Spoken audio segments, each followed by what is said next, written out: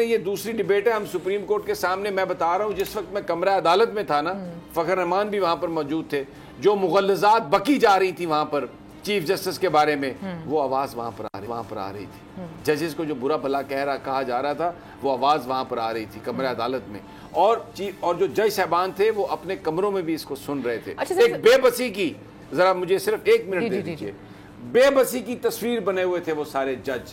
और उमर अता बंदयाल साहब ने कहा अली जफर को कि बचाएं इस इंस्टीट्यूशन को।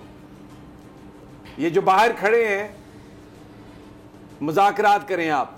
और अटॉर्नी जनरल, उन्होंने, अली जफर साहब ने कहा किस चीज के मुज़ाकरात, हम इनसे क्या मुज़ाकरात करें? मुज़ाकरात करते हैं तो ये गिरफ्तारियां करते हैं। और जो इमरान खान को जिस तरह उठाया इन्होंने, जिस तरह उसको डंडों से मारा, वो तो लोगों ने वापस लिया है। ये तो मरियम नवाज को शर्म नहीं आती ये कहते हुए कि इमरान खान की हमायत में नहीं लोग निकले। सारा पाकिस्तान निकला है इमरान खान की हमायत पर, और अब भी सारा पाकिस्तान उसके साथ है। और ये वो तो कहते हैं अदालती मार्शल लगा हुआ है मरियम नवाज साहब, अदालती मार्शल अब उनकी जबान है, वो जो इस तरह मर्जी कहें। अगर वो ये कहते कि सिविलियन मार्शल तो ज्यादा बेहतर ना होता।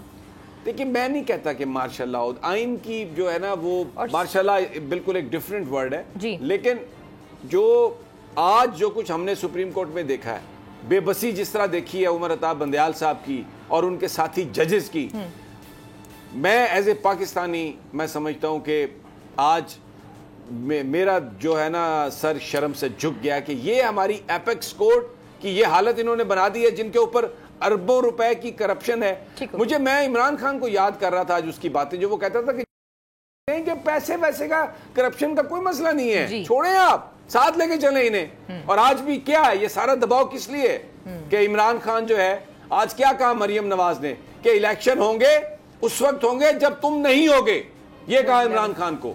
और कह रहे हैं कि जब चीफ जस्टिस को हम उससे इस्तीफा ले लेंगे तो फिर यहां से जाएंगे। सब्सक्राइब करें और बेल दबाएं ताकि कोई खबर रह न जाए।